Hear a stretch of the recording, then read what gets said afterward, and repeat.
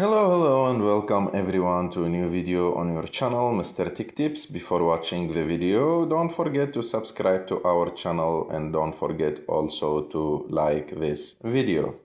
In today's video, I will show you how to play music on Redmi A5. So to play music on Redmi A5, you have just to go to that option or app called Music. Click on it, and this app can read all the music on your phone. Anything on your phone, it can read it easily. So after that, you will see all the music on your phone, and you can choose any song that you want it to play it for you, and it will start playing that song immediately.